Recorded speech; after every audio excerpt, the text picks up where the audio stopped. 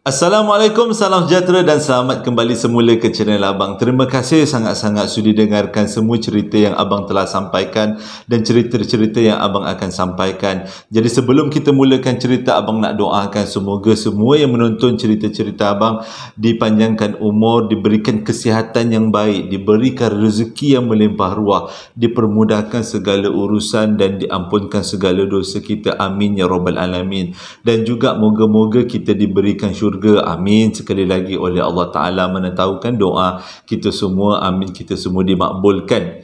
Jadi hari ini Abang nak sampaikan 3 cerita. Dalam video yang sebelum ni sepatutnya Abang sampaikan 3 cerita, cumanya pada waktu tu dah nak mula hujan, jadi akan ada gangguan bunyi. Jadi untuk sampai cerita yang kedua Abang terpaksa berhenti. Hari ini Abang cover 3 cerita, dan ketiga-tiga cerita ni boleh dikatakan agak panjang. Sekarang ni jam menunjukkan pukul 12.30 malam, masih lagi awal malam. Jadi cerita kali ni memang menarik, cumanya sajalah Abang nak throwback. Video pertama yang Abang buat tentang kisah seram adalah pada 19 Jun 2021. Tak sangka kan, dah setahun sebenarnya Abang ceritakan kisah seram. Dah setahun juga Abang tinggalkan, lupakan sebentar untuk ceritakan kisah-kisah informasi, dan Abang lebih fokus kepada cerita seram berdasarkan cerita-cerita yang orang bagi. Banyak sangat cerita yang orang bagi. Moga-moga menjadi pengajaran untuk kita semua. Jadi tanpa membuang masa, jom kita teruskan dengan cerita yang pertama. Cerita yang pertama ni berlaku pada tahun 2019. Baru lagi diceritakan kepada Abang melalui email oleh seorang budak perempuan nama dia Ju. Berlaku dekat Lakin, Johor Bahru. Cerita dia macam ni. Pada waktu 2019 tu, diorang adakan satu perjumpaan keluarga besar-besaran. Ju punya keluarga lah ni. Ju ni perempuan. Dia kata dia buat perjumpaan besar-besaran keluarga dia. Memang saudara, sepupu, sepapat semua berkumpul. Dan bila diorang berkumpul, diorang bercadang nak pergi makan besar. Jadi kalau cerita makan besar ni sama ada kalau Melaka asam pedas, tak pun ikan bakar. Itu kalau orang Melaka. Tapi begitu juga dengan kat Johor Bahru ni. Berkumpul ramai-ramai ni, dia orang bercadang nak makan ikan bakar dekat Lakin. Dan Ju sebenarnya dia tak boleh makan makanan laut, makanan-makanan siput-siput ni. Sebabnya dia ada alahan. Kalau makan sikit aja dia mula naik gatal-gatal. Tapi disebabkan dia orang semua ni berkumpul satu keluarga besar, jadi rugilah kata Ju kalau dia tak makan. Cumanya kali terakhir dia makan pada waktu tu dia masih lagi berumur, waktu 2003 waktu cerita ni, 2019 ni Ju waktu tu umur 18. Kali terakhir dia makan siput pada umur 14 tahun. Pada waktu tu bila dia makan, satu badan dia jadi gatal-gatal. Memang jenis alahan yang teruk dia kata. Terutama kalau ketam. Ketam memang lagi teruk dia kena berbanding udang dan juga siput ataupun ikan. Ikan tak ada pun alahan. Rasanya cari ikan tak ada. Okey, jadi dia kata bila dah berkumpul ramai-ramai tu, rugi lah kalau tak makan sama-sama, makan siput. Nak pula pada waktu tu sepupu-sepupu dia, saudara mara dia pakat-pakat nak ambil ketam banyak-banyak. Dia sebabnya ramai waktu tu, jadi sama-sama bayar, tong-tong bayar. Jadi dia orang pun ambil ketam. Macam-macam masakan ketam pada waktu tu. Ketam, udang dan juga jenis-jenis cengkerang lah dia kata. Jadi pada waktu tu Ju kata nak makan tak, nak makan tak. Tapi bila tengok saudara mara, kawan-kawan tu ramai, bukan kawan lah, saudara mara lah, sepupu sepapat, sahabat handai. Bukan sahabat handai, sepupu sepapat tu ramai sangat.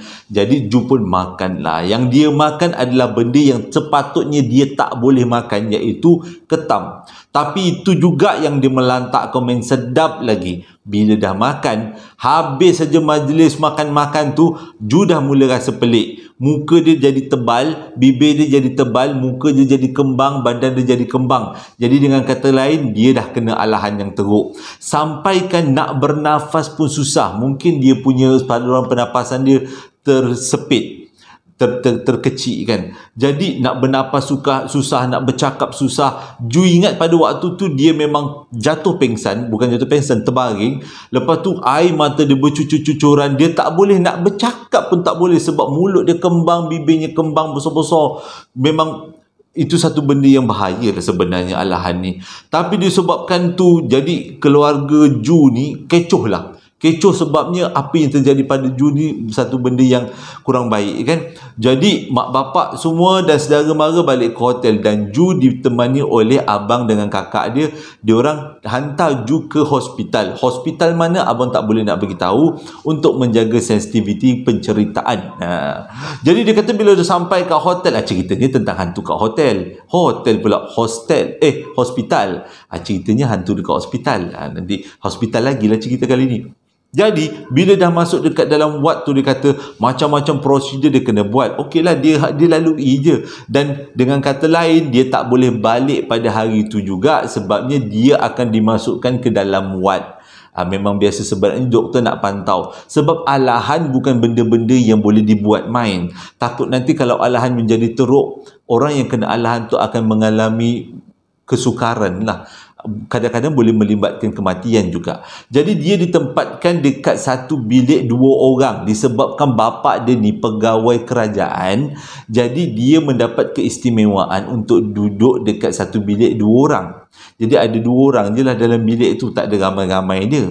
Okeylah, Ju pun tak ada masalah sebab dekat dalam bilik tu ada lagi seorang, tapi macam orang tu macam makcik, macam dah agak berusia jugalah. Jadi dia pun duduklah dekat dalam hospital tu. Jadi sebelum kakak dengan abang dia balik, kakak dengan abang dia sempatlah sakat-sakat dia. Dek, dia kata, Dek Ju, akak dengar tempat ni lain macam. Terutama wad yang kau duduk ni. Akak dia menakut-nakutkan adik kan. Memang sedih adik bila kena nakut-nakutkan dengan akak. Tapi Ju anggap benda tu macam gurauan je lah. Cuma dia tak sangka sebenarnya apa yang akak dia cakap akhirnya menjadi kenyataan. Pada malam pertama dia tidur dekat hospital tu, ni baru cerita dia. Bila dia tidur dekat hospital tu, tiba-tiba waktu tu waktu malam lah, waktu dah tidur lah, waktu dia tengah tidur. Waktu dia tengah tidur, tiba-tiba dia rasa dia punya saluran pernafasan tu mengecil. Dia ingat mungkin adalah tindak balas daripada ubat yang dia ambil sebab dia kena alahan kan. Pada waktu tu dia kata mula-mula dia tidur, tapi bila benda tu rasa susah nak bernafas, dia cubalah buka mata. Tapi punyalah terkejut, dia kata waktu dia buka mata ada seorang lelaki tengah cekik dia. Waktu tu dia kata dia bukan mimpi. Memang betul-betul dia nampak lelaki tu cekik dia. Dia boleh rasa tangan lelaki tu sejuk. Waktu tu dia meronta macam nak meninggal. Dia kata nak baca apa ayat pun tak ingat. Cuma dia akhir-akhir bila orang tu cekik makin kuat, makin dia cuba meronta melepaskan diri. Dia cuba pegang tangan lelaki tu tapi tak dapat. Lelaki tu seolah-olah diperbuat daripada asap macam tu. Pegang-pegang tak boleh, pegang-pegang tak boleh. Tapi benda tu tercekik dekat leher dia. Mula-mula dia ingat mimpi, mula-mula dia ingat kesan ubat. Tapi benda ni jelas sangat. Dan dia yakin dia bukan bermimpi, berhalusinasi. Dia memang betul-betul nampak orang cekik dia. Tapi bila dia cuba lepaskan diri, dia cuba, yang diingat adalah selawat Nabi. Memang itu sangat diingat pada waktu tu. Allahumma salli ala sayyidina Muhammad kan. Wala ali sayyidina Muhammad. Itu yang diingat dan dia cuba baca dalam hati banyak kali. Dan bila dibaca banyak kali, ikatan cekik orang tu lama-lama longgar dan akhirnya bila dia dapat suara dia balik, dia terus Allahu Akbar sekuat-kuatnya sampai kat makcik sebelah, katil sebelah pun terbangun. Dek, kau kenapa juga? Kenapa Allahu Akbar? Ada orang cekik saya makcik, ada lelaki cekik saya. Jadi waktu tu makcik tu pun bangun dah tengok keadaan Ju, tapi tak ada apa-apa pada waktu tu. Dan pada malam tu makcik tu tidur buka lampu. Maksudnya dia benarkan Ju untuk buka lampu. Dia kata tengok Ju dalam keadaan yang sangat tak mengizinkan untuk tidur waktu dalam gelap. Jadi malam pertama dia duduk dekat hospital tu, dia dah kena dengki dengan cekikan daripada seorang lelaki yang dia pun tak tahu datang daripada mana, dan dia yakin itu adalah bukan makhluk alam ni tapi makhluk alam sebelah.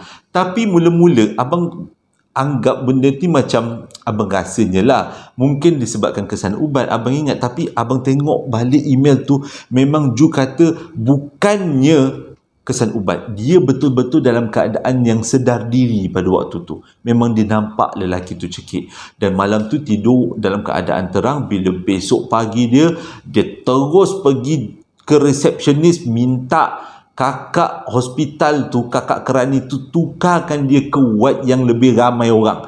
Dia tak berani nak tidur dekat bilik ward yang hanya seorang dua je kat dalam tu. Jadi tak kisahlah bapa dia pegawai kerajaan besar pun apa macam mana, dia tetap nak duduk dekat bilik yang ramai orang, tapi atas permintaan pihak hospital mesti akan tunaikan kita punya permintaan untuk keselesaan pesakit. Dan ditempatkan di satu bilik yang ada 4 orang dalam satu bilik, dan juga lega gila sebab ramai orang dalam tu. Tapi di antara 4 orang tu, orang yang ketiga, katalah orang salah satu katil satu katil dia dah siap-siap nak dipindahkan ke ward lain pada waktu Ju sampai masuk ke ward 4 orang tu. Jadi dia nampaklah kakak tu berpindah ke ward lain. Jadi malam kedua dia duduk dekat ward tu, ward yang baru dia pindah tu. Tapi dia ingat waktu tu dia tak kena dengki, kali ni pun dia kena dengki juga. Tapi kali ni dia agak pelik sikit kena dengki. Waktu dia tengah tidur untuk malam kedua, waktu ni Ju dah boleh kata dah baik dah. Cuma untuk pemantauan lah, dah tak ada lagi bengkak-bengkak muka dia kata. Jadi waktu dia tidur untuk malam yang kedua, tiba-tiba tengah-tengah malam dia nak pergi kencing pada waktu tu. Dia bangun, tiba-tiba dia rasa pelik. Rupanya seluruh badan dia dah diikat, seolah-olah macam dia dah mati. Waktu tu dia menangis, dia kata, aku dah mati ke? Dia cakap, cumanya tak diselubungkan lah. Dia ingat aku dah mati ke? Cara ikat macam orang dah meninggal. Abang tak boleh nak jelaskan, nanti abang pula yang seram. Jadi dia kata ikat yang dekat kita lalu ikat tangan, ikat kaki, memang seolah-olah dah meninggal. Waktu tu dia kata mujur mulut dia boleh panggil orang, boleh berzikir. Dia cuba jerit sekuat hati, tapi kakak-kakak yang ada dekat dalam ward tu satu pun tak menyaut. Tapi dia pelik, ada satu katil yang sepatutnya kosong, sebab katil tu dah ada orang tu pindah ke bilik lain kan. Patutnya katil kakak tu kosong, tapi katil kakak tu ada orang tengah tidur. Waktu tu Ju memang nampak sangat orang tengah tidur. Dia menjerit-jerit pada waktu tu minta tolong. Bukannya dia kata dia menjerit orang tak dengar, tapi lepas dia menjerit tu akhirnya adalah nurse yang datang masuk. Dan bila nurse datang masuk, automatik ikatan-ikatan yang ada dekat badan dia hilang. Dia mula-mula ingat ini adalah kesan ubat ke? Lepas tu dia tanyalah dengan kakak tu, adakah ubat yang dia ambil mau menyebabkan dia akan berhalusinasi? Akak tu cakap, tak ada. Akak tu kata, kakak nurse tu lah. Nurse tu cakap, ubat yang dia ambil tu dia tak akan berhalusinasi, dia kata. Tapi dia cerita dengan kakak tu, dengan kakak nurse tu, yang ada orang ikat dia seolah-olah dia dah mati. Akak tu pun, muka dia macam blur. Muka dia macam, macam tu. Seolah-olah macam tahu yang peristiwa-peristiwa pelik pernah berlaku dekat kawasan-kawasan tu. Jadi malam yang kedua tu dia pun bangun. Waktu dia bangun, kakak tu sampai, dia bangun, dia tengok katil yang sebelah tu memang kosong. Tapi pada waktu dia kena ikat tu, memang dia nampak katil kosong tu macam ada orang. Ya Allah, dia kata malam tu dia dah langsung tak boleh tidur. Dia tengok 2 orang lagi kakak dia, satu bilik 4 orang 2 lagi kakak tu komen berkeruh lagi. Dia lantak lah kak, dia tak boleh tidur malam tu. Tapi Alhamdulillah, besok paginya dia terus check out. Kita panggil check out ada maksudnya dia keluar daripada hospital, dia dah betul-betul sihat. Tapi bila dia balik rumah, dia cerita dengan keluarga dia, lain kali dia tak nak masuk hospital ni. Dan sebelum dia balik tu, dia sempat tanya dekat kakak-kakak nurse kan. Rupanya kakak-kakak nurse tu cakap memang selalu jadi macam tu, yang macam orang kena cekik, waktu seolah-olah kena ikat. Dia kata ada orang yang pernah alami benda yang sama seperti Ju alami, dan dia orang rasa macam benda tu benda yang normal. Normal, abang tak rasa normal pun.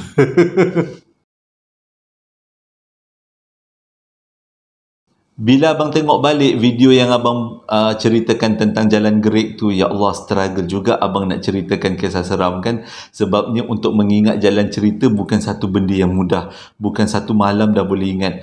Abang perlukan belajar macam mana untuk mengingati. Itu pun beberapa kali juga abang lupa nama tempat dengan lupa nama watak. Itu memang selalu terjadi. Abang minta maaf sangat-sangat pada semua yang nak menonton video abang. Memang itu boleh dikatakan, bukan abang tak tulis kertas, abang memang dah tulis. Tunjuk sikit setiap cerita abang letakkan. Tengok komen panjang banyak ni semua cerita-cerita yang pernah abang ceritakan, abang catat semula. Bukan tak ada, abang dah buat catatan. Cumanya itulah, abang rasa macam Cuba untuk jadi lebih baik. Cuba untuk jadi lebih baik. Tapi kalau dah terjadi, itu abang anggap sebahagian daripada takdir. Kita dah berusaha kan. Tapi abang minta maaf sangat-sangat. Okey, itu adalah tadi cerita tentang hospital kan. Satu hospital dekat Lakin. Hospital yang mana tak boleh nak abang bagi tahu. Yang ini pula cerita pada tahun 2012 dialami oleh Ellie, berlaku dekat hentian Paloh Inai. Pada waktu 2012 tu, malam perjalanan malam pada waktu tu, Ellie, suami dia dan juga anak kecil dia yang umur lebih kurang 4-5 bulan dalam perjalanan untuk pergi ke Felda Cini. Dekat Pahang abang rasakan Felda Cini. Mungkin hentian Paloh Inai pun dekat-dekat area tu juga agaknya. Jadi dia kata dalam perjalanan nak ke Felda Cini, rumah pakcik dia, untuk melawat pakcik kan.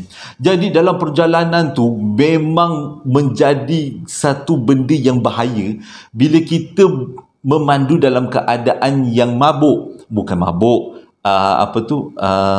ngantuk. Dalam keadaan yang mengantuk memang bahaya. Tapi itu juga yang dialami oleh suami Ellie pada waktu tu. Sebabnya pada waktu tu dia bertolak pada hari Jumaat. Siang Jumaat tu suami dah kerja, dah penat-penat kerja. Lepas tu pukul 8 malam, pukul 9 malam bertolak pula balik nak pergi rumah pakcik dekat Felda Cini. Memang tak boleh nak elak, dalam perjalanan mesti akan rasa ngantuk, sesangat-sangat ngantuknya. Jadi disebabkan perjalanan ngantuk tu, perjalanan menjadi perlahan. Dan suami dia sempat pesan pada Ellie, awak kalau nampak hentian mana-mana beritahu abang tahu, kita nak berhenti, abang nak tidur. Dah tak larat sangat, mata ni dah macam nak kena gam. Memang ngantuk gila. Memang kita faham. Jadi kalau mengandung dalam keadaan mengantuk, takut nanti akan berlaku kemalangan. Perlulah berhenti sekejap untuk tidur. Orang putih kata take a nap. Lebih kurang lah orang putih cakap, ambil tidur kejap, tidur ayam kejap.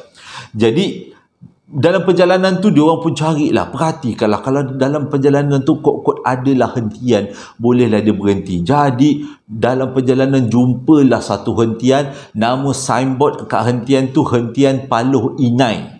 Jadi suami dia pun masuklah dekat hentian Paloh Inai tu. Cumanya dekat hentian Paloh Inai pada waktu tu tak ada kereta, tak ada lori, motor pun tak ada. Tak ada satu pun kenderaan yang datang nak menyinggah duduk situ. Tapi walaupun nampak keadaan hentian tu gelap dan pelik, nak tak nak, diorang tetap juga kena berhenti. Sebab kalau teruskan perjalanan, tiba-tiba berlaku tidur macam micro sleep orang panggil kan, tiba-tiba tertidur, boleh jadi kemalangan, bahaya.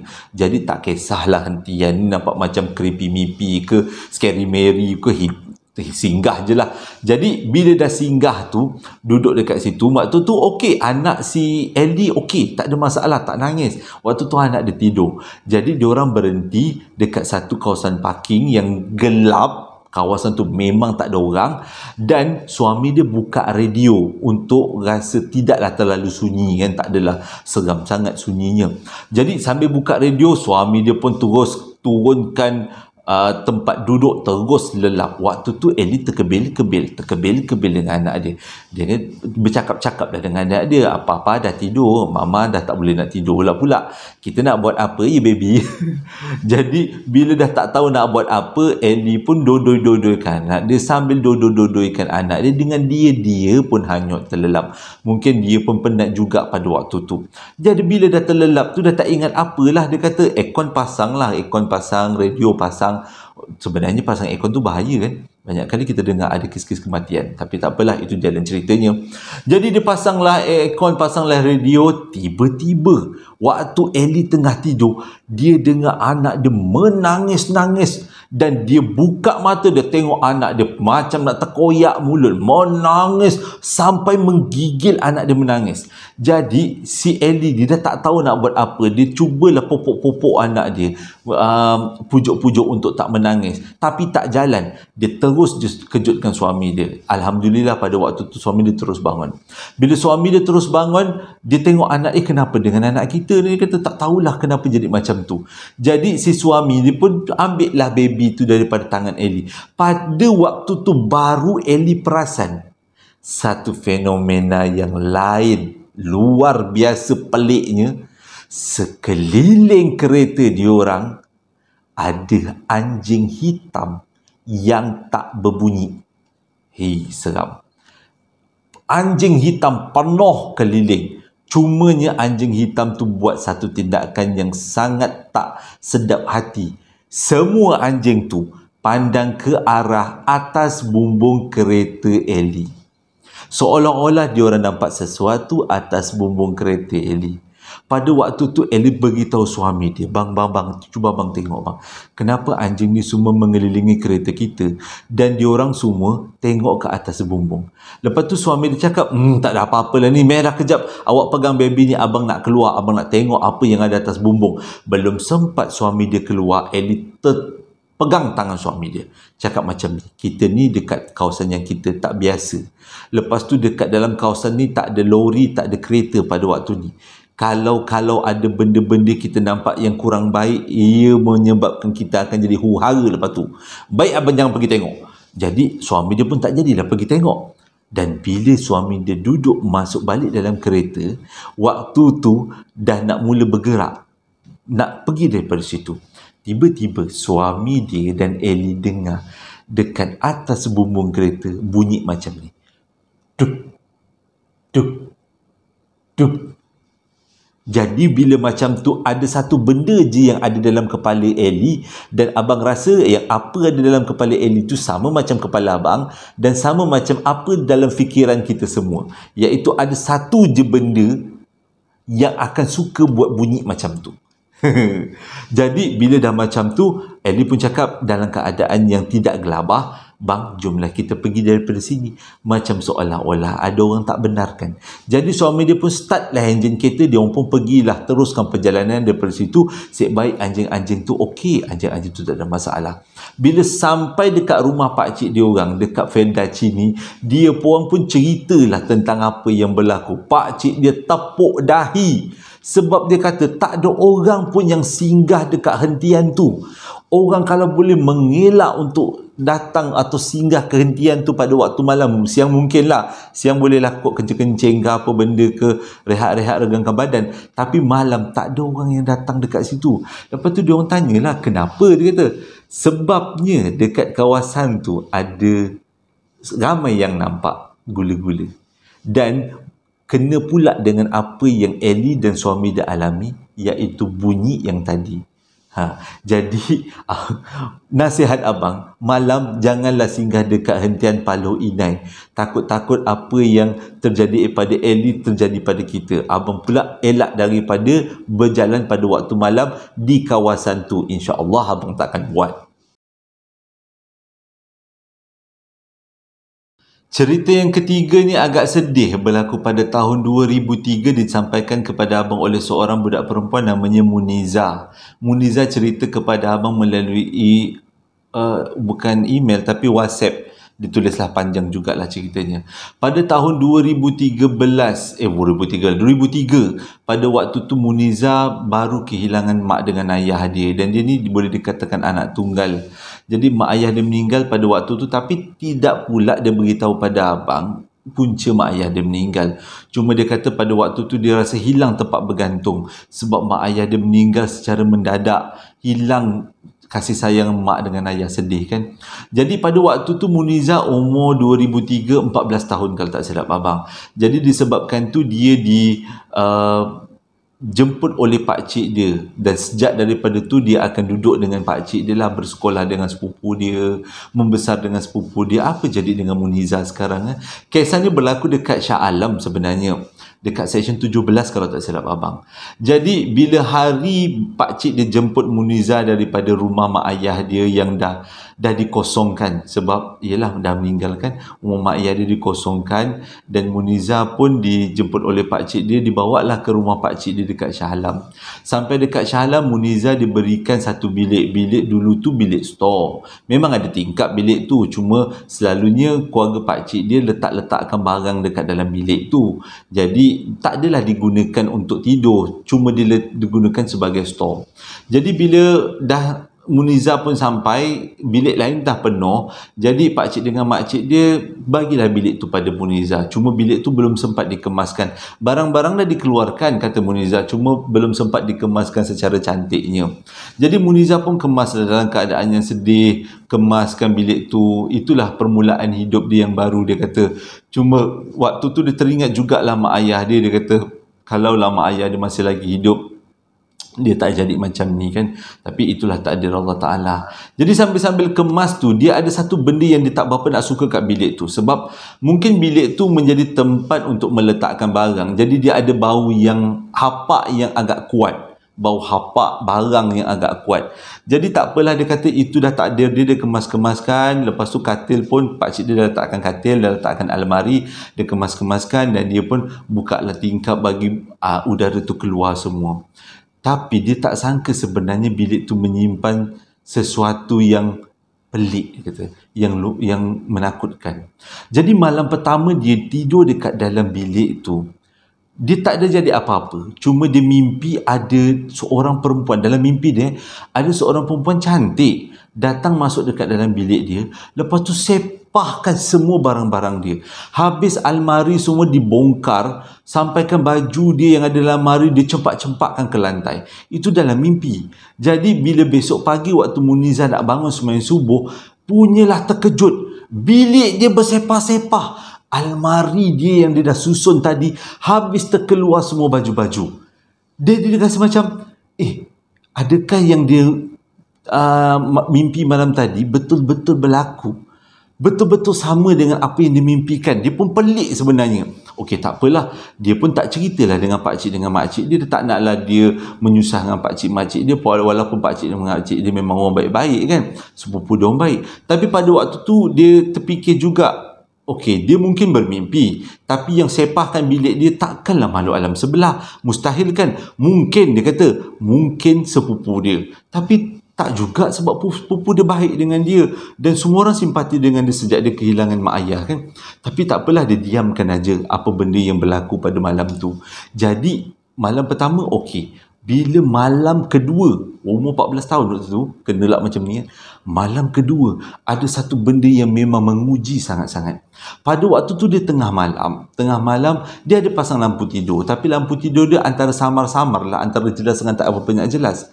Tengah-tengah dia tidur, tiba-tiba dia nampak sepasang telekung dekat hujung katil dia. Mula-mula dia ingat dia bayangan. Jadi dia tutup mata, dia buka balik. Waktu tu tengah malam dia terbangun tiba-tiba. Dia tutup mata, dia buka balik. Masih lagi ada telekung tu dekat hujung kaki dia.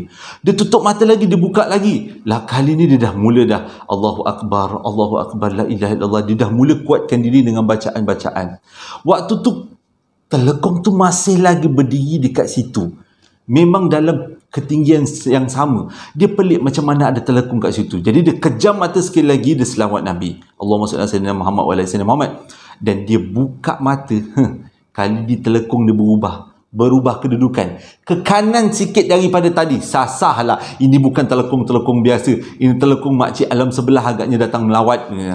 Jadi waktu tu dia dah, ya Allah, dia kata kenapa pula telekung ni macam ni. Dia dah tak tahu nak buat apa. Dia kejam mata, dia berzikir aja yang diingat. Dia minta pertolongan pada Allah Ta'ala. Dah hati sedih. La ilaha illallah, la ilaha illallah. Ya Allah, Tuhanku tolonglah, janganlah ada telekung ni lagi. Aku tak tahulah kenapa ada telekung. Dan bila dia buka mata, telekung tu hilang. Dah tak ada lagi telekung. Terus dia buka lampu. Malam tu dia tidur buka lampu. Dia tak nak tidur dalam keadaan gelap. Dia takut telekung tu menyerang untuk kali kedua. Tapi Alhamdulillah tak ada. Besok paginya tak tangguh-tangguh, dia terus cerita dengan pakcik dengan makcik dia apa yang berlaku. Pakcik dengan makcik dia pun terkejut. Sebabnya tak pernah ada peristiwa yang pelik dialami oleh mereka sekeluarga sewaktu tinggal kat rumah tu.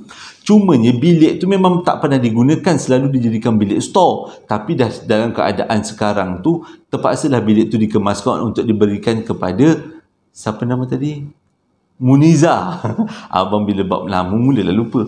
Muniza, dia bagilah pada Muniza. Jadi pakcik dia simpati. Dia tak naklah anak buah dalam keadaan huru-hara, cepat dia panggil orang untuk baca ruqyah dan pagar rumah tu. Dan alhamdulillah sejak pagar rumah tu 2-3 kali jugalah pagar, sebab bilik tu memang pelik. Dia kata bahagian rumah lain tak, bilik tu aja setiap malam dia akan ada orang perempuan cantik datang dalam mimpi, menyepahkan.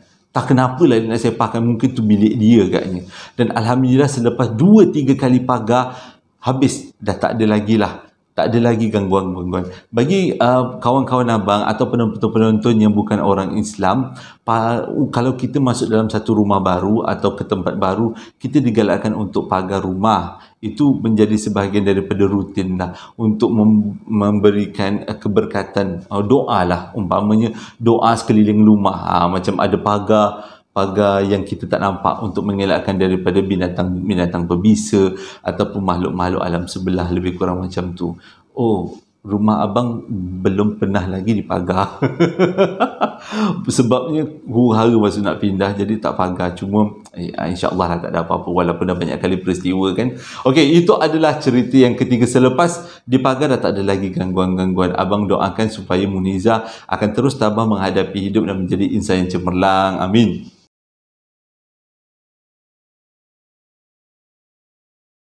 Terima kasih sangat-sangat dah menonton video abang daripada mula sampai habis tentang 3 cerita yang abang nak kongsikan. Cerita kali ini seramnya dalam environment yang berbeza. Dalam erti seram yang berbeza. Dan pengalaman ini semua adalah pengalaman daripada 3 orang yang berbeza. Kita raikan pengalaman ini, moga-moga menjadi iktibar. Iktibar yang paling tepatlah untuk cerita yang ketiga, iaitu dalam rumah kita, kalau ada satu kawasan yang tidak digunakan, boleh jadi benda tu menumpang. Jadi untuk mengelakkan daripada benda tu mengumpang, selalulah datang masuk dekat kawasan tu, dibersih-bersihkan. Kalau dah rasa macam lain macam, azankan aja dekat kawasan tu. Itu peringatan untuk abang dan peringatan untuk semua sebenarnya. Terima kasih sangat-sangat dah menonton video abang daripada mula sampai habis. Terima kasih juga dan membeli baju nak dijadikan cerita. Nanti abang keluarkan versi muslimah. Abang nak buat kat tangan. Bila dicantumkan macam ni, dia akan jadi nak dijadikan cerita. Punyalah fikir yang otak yang keras ni nak bergerak balik, macam buat macam ni, nak buat macam ni. Jadi abang buat macam tu, dia cantumkan nak dijadikan cerita. Menarik kan? Menarik. Abang rasa macam lawa. Tapi itu untuk muslimah lah, dipanjangkan, dilambuhkan sikit untuk menutup bahagian depan dengan belakang, supaya untuk memudahkan muslimah untuk berpakaian kan. Okay, itu je. Terima kasih sangat-sangat sekali lagi. Hingga berjumpa lagi dalam posting abang yang akan datang. Assalamualaikum warahmatullahi wabarakatuh.